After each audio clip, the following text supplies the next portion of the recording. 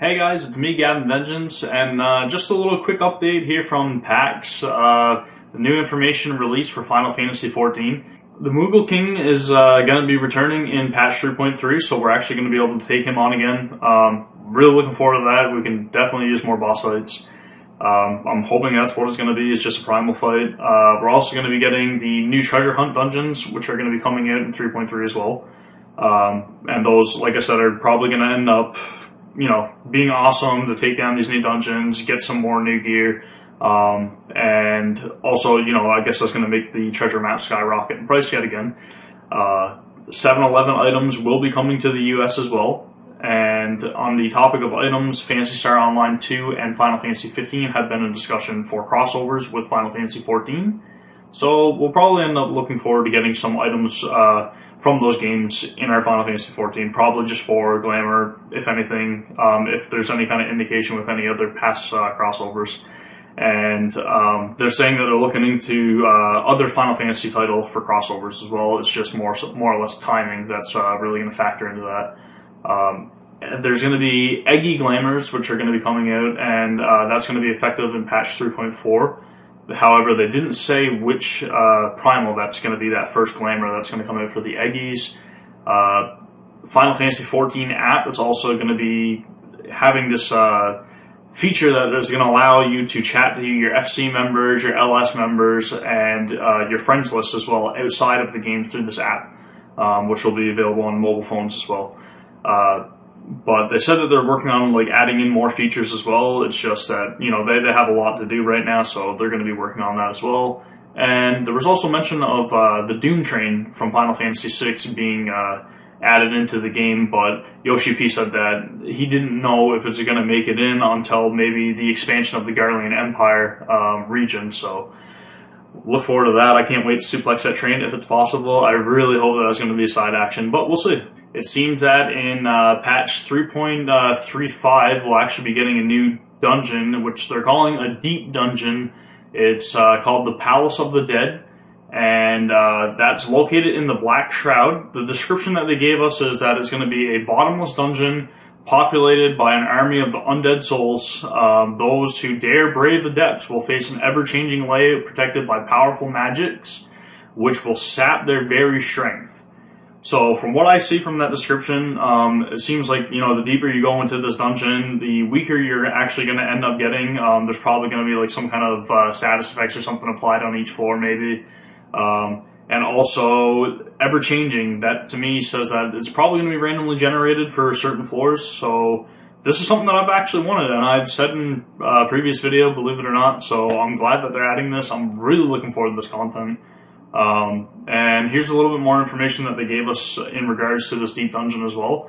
You're able to go into it solo or with a light party, which consists of 4 players, if you guys are familiar with Final Fantasy XIV. So it's pretty cool that you can actually go in here by yourself, go through the dungeon, or you can party up with at least 3 other friends and take it down. They're also saying that it's independent progression, so you're going to start at level 1, I'm guessing, in this dungeon, and as you go through it, you're going to level up just solely for this dungeon. So it's kind of, you build up your character separate from, the main actual PvE content or anything outside of this dungeon, and you build up your character specifically in this dungeon itself.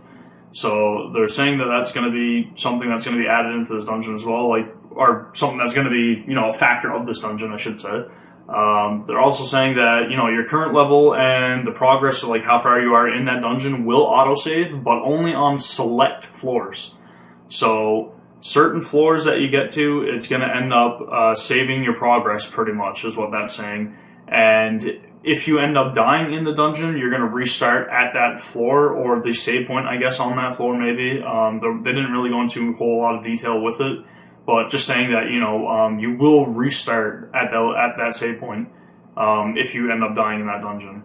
They also said that you won't really have a whole lot of benefits from the item level that you have with the gear that you have going into that dungeon, and you'll end up making your character stronger based on these items that you find throughout the dungeon instead.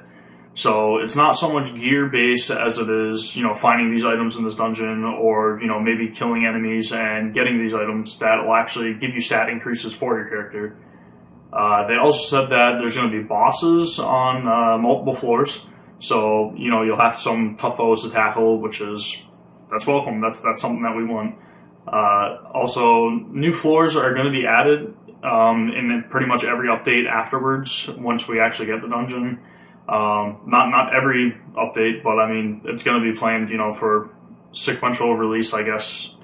And they also said that they're planning on releasing a class-based ranking system that will, you know, coincide with this actual, like, new dungeon. So, you know, white mages will have their own ranking, I guess. I'm guessing they're going to keep track of this on the lodestone, maybe. And like I said, white mages will have their own, like, ranking system for, you know, how good of a white mage you are in these dungeons, or what level you are, how far in this dungeon you are. And, you know, that'll be completely separate from, say, dragons. So that's pretty cool as well. And they also said outside of patch 3.35 that new jobs are going to be introduced to the game, but only with the expansions. So they said that 4.0 will have new jobs, and there will be more information on that at FanFest this year. So if you guys are looking for more information, you're going to have to wait until October in order to find that out. And luckily for myself, I will be there. I just have to get my hands on tickets, which I'm hoping they're going to have more information on when we can purchase those soon. So that's when we're going to get information on new jobs. If you guys are interested at all, definitely keep your eyes and ears open for any kind of information that may be coming out in the next couple of months. I know I will be, and you guys can definitely find the most recent information right here on my channel. So don't forget to like, share, subscribe. Leave a comment in the comment section below if there's anything that you guys think I might have missed, and I'll get back to you guys. I'll reply. And yeah, look forward to FanFest. I'll talk to you guys next time. See you later. Just one more thing before you guys go. If you guys want to head over to my Patreon page to help support the channel, it'd be very much appreciated. It's completely optional. You don't have to, but it does help support the channel and the videos that I'm going to be coming out with. So thank you guys very much for watching again, and I'll see you guys in the next one. Take care.